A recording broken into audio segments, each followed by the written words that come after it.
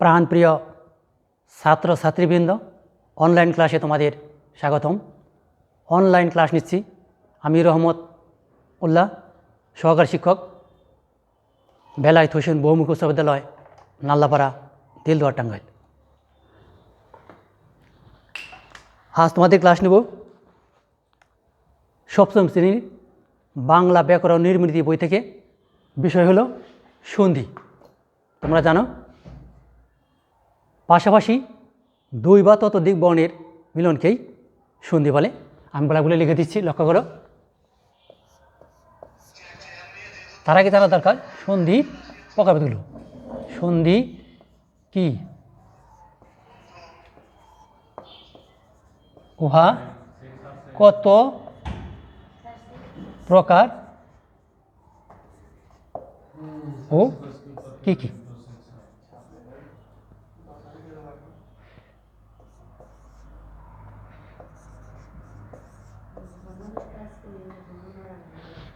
কি বললাম?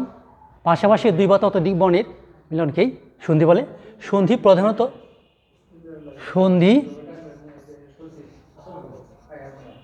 প্রধানত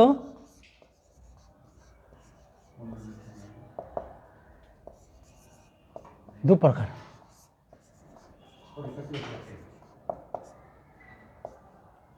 যথা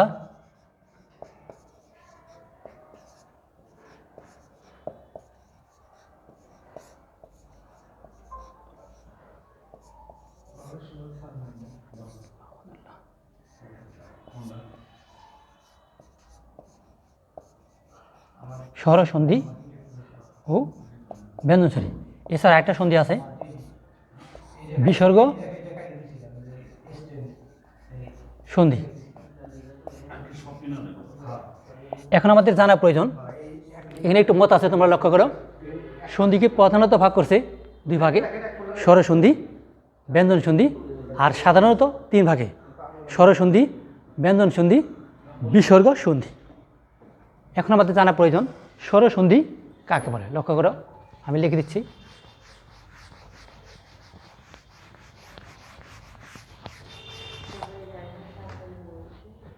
হ্যাঁ, স্বরবর্ণের সাথে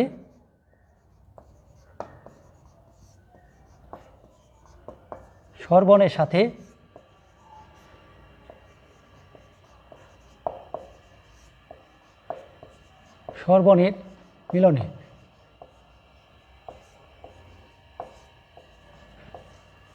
যে সন্ধি হয়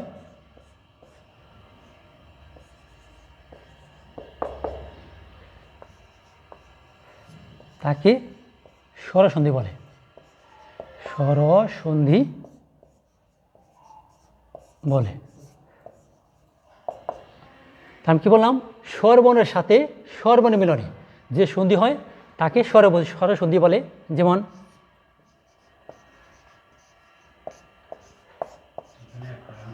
বিদ্যা যুগ আলয়, বিদ্যালয়,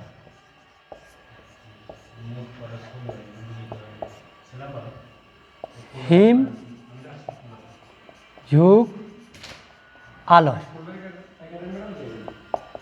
হিমালয়,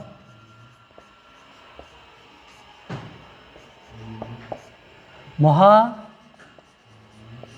যুগ আশয়, মহাশয়। এই তিনটা, এগুলি হলো স্বরসন্ধি। কীভাবে হলো? বিদ্যা যুগ আলয়, আমরা জানি অকার কিংবা আকার পর অকার কিংবা আকার থাকলে উভয় মিলে আকার হয়, আকার পুরো বর্ণে যুক্ত হয়। ঠিক এরকম যে বিদ্যা যুগ আলয়, এখানে স্বরের সাথে স্বরে যুক্ত হয়েছে, আর এখানেও অকারের সাথে আকার যুক্ত হয়েছে, এখানেও আকারের সাথে আকার যুক্ত হয়েছে। তাহলে এগুলি হলো স্বরসন্ধির উদাহরণ।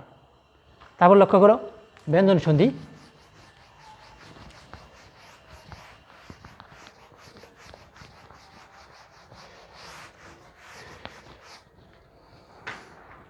লক্ষ্য করো ব্যঞ্জন সন্ধি। ব্যঞ্জন সন্ধি এই সংজ্ঞাটা একটু একটু বড় হতে পারে, লক্ষ্য করো। ব্যঞ্জন বর্ণের সাথে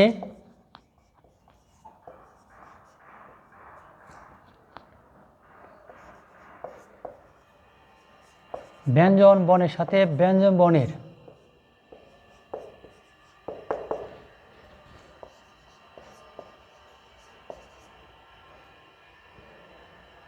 ব্যঞ্জন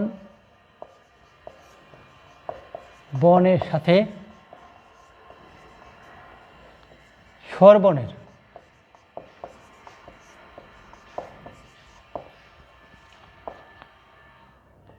এমনকি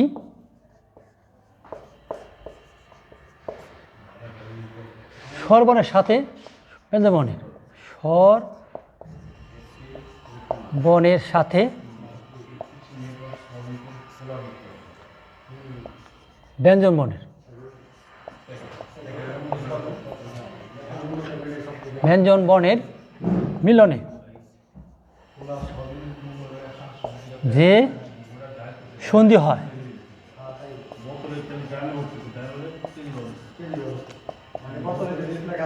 তাকে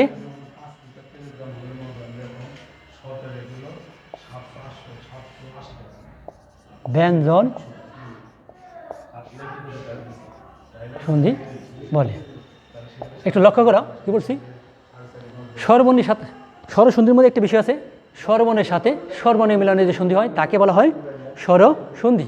আর ব্যঞ্জন সন্ধির বিষয়ে লক্ষ্য করতে হবে যে স্বরবর্ণের সাথে ব্যঞ্জন বর্ণ, ব্যঞ্জন বর্ণের সাথে স্বরবর্ণ অথবা স্বরবর্ণের সাথে ব্যঞ্জন বর্ণের মিলনে যে সন্ধি হয় সেগুলি হলো ব্যঞ্জন সন্ধি। ব্যঞ্জন সন্ধির মধ্যে তিনটে বিষয় সম্পৃক্ত: স্বরবর্ণের সাথে ব্যঞ্জন বর্ণ, ব্যঞ্জন বর্ণের সাথে স্বরবর্ণ অথবা ব্যঞ্জন বর্ণের সাথে ব্যঞ্জন বর্ণের মিলনের যে সন্ধি হয় তাকে ব্যঞ্জন সন্ধি বলে। যেমন আমি একটা উদাহরণ দিচ্ছি, লক্ষ্য করো।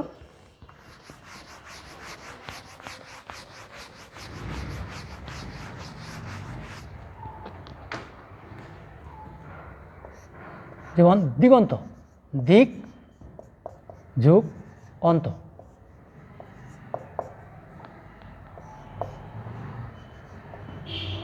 দিগন্ত, দিক যোগ অন্ত, দিগন্ত, এটা হলো ব্যঞ্জন সন্ধির উদাহরণ। আরেকটা আছে যেমন উচ্চ যোগ চারণ, উচ্চারণ, এগুলো হলো ব্যঞ্জন সন্ধির উদাহরণ। তাহলে এগুলো হলো প্রধানত সন্ধি ভাগ করছে দুই ভাগে, স্বরসন্ধি, ব্যঞ্জন সন্ধি, আবার সাধারণত ভাগ করছে তিন ভাগে। তার আরও লক্ষ্য করো তোমরা।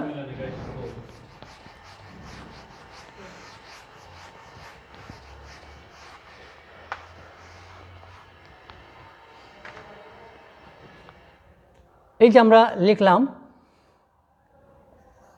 উৎ যুগ শৃঙ্খল, উচ্ছৃঙ্খল,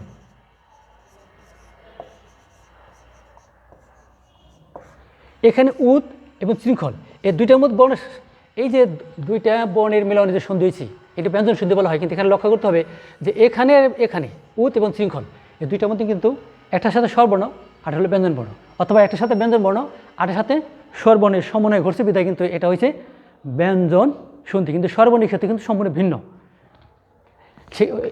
ঠিক যে এর আগে লিখছিলাম দিগন্ত, উচ্ছৃঙ্খল একই ধরনের। তারপরে আটের সন্ধি লক্ষ্য করো তোমরা, এখানে একটু মতভেদ আছে, তারপরে আমি আলোচনা করছি উচ্চারণে বোঝার স্বার্থে। যেমন বিসর্গ সন্ধি, বিসর্গ সন্ধি,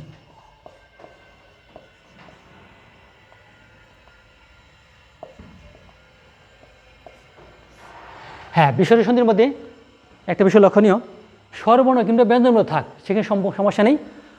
স্বরবর্ণ কিংবা ব্যঞ্জনবর্ণের সাথে বিসর্গ যুক্ত হয় যে সন্ধি হয়, আমি লিখে দেখছি স্বর বর্ণ কিংবা ব্যঞ্জন বর্ণের সাথে স্বরবর্ণ কিংবা ব্যঞ্জন বর্ণের সাথে বিসর্গ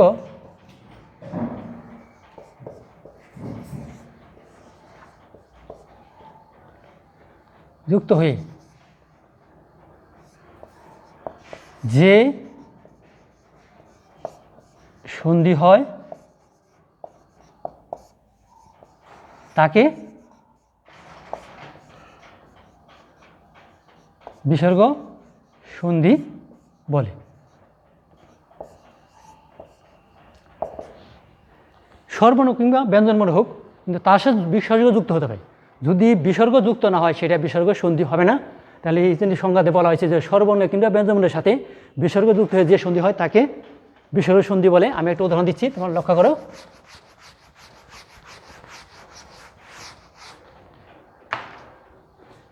যেমন আবি যোগ কার,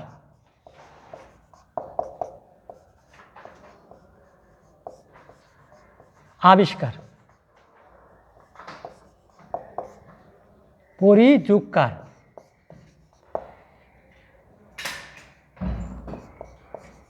পরিযোগ কার, পরিষ্কার।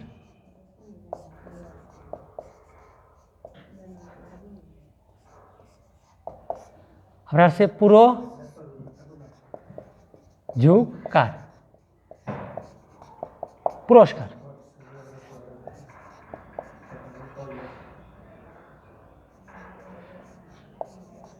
একটা আছে তিরযোগ কার, তিরযোগ কার,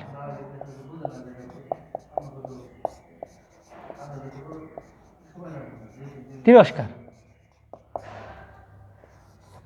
এখানে একটা নিয়ম আছে, তোমরা লক্ষ্য করো যে আবিযোগকার আবিষ্কার, পরিযোগকার পরিষ্কার। আবিষ্কার পরিষ্কারের মধ্যে মধ্যরস হয়েছে, আর পুরস্কার তিরস্কারের মধ্যে দন্তস হয়েছে। এটা কারণ আছে, তোমরা লক্ষ্য করো। এটা নিয়ম আছে, অকার কিংবা আকারের পর, অকার কিংবা আকারের পর ক খ প ফ থাকলে বিসর্গ স্থানে মূর্ধন্য ষ হয়। অকার কিংবা আকারের পর অকার কিংবা আকার ভিন্ন ক খ প ফ থাকলে সেক্ষেত্রে বিসর্গ উঠে গিয়ে সেক্ষেত্রে দন্তস না হয়ে মূর্ধন্য ষ হয়। দেখো আবিষ্কার, আবিযোগ আবিষ্কার, এখানে কিন্তু আকার ভিন্ন হয়েছে, আবি, এখানে এই জন্য হয়েছে এটা মূর্ধন্য ষ। পরিষ্কার, এটা মূর্ধন্য হয়েছে ওই নিয়মে। আবার এই পুরস্কারের মধ্যে কিন্তু দন্তস হয়েছে, পুরস্কার এবং তিরস্কার বানান কিন্তু পুরস্কারের মধ্যে কিন্তু দন্তস হয়েছে। তাহলে এই ওই নিয়মের আওতাভুক্ত হয়েছে আবিষ্কার এবং পরিষ্কার বানান হলো মূর্ধন্য ষ দিয়ে, আর পুরস্কার বানান হলো দন্তস দিয়ে। আজকে তোমাদের সাথে আমরা কি আলোচনা করলাম, যে সন্ধি কাকে বলে, উহা কত প্রকার ও কী কী আমরা জানি। পাশাপাশি দুই বা ততোধিক বর্ণের মিলনকেই সন্ধি বলে। সন্ধি প্রধানত দুই প্রকার আর সাধারণত তিন প্রকার।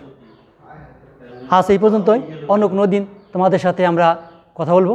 তোমরা সবাই সুস্থ থাকো, ভালো থাকো, তোমাদের মঙ্গল কামনা করেই শেষ করছি। ধন্যবাদ সবাইকে।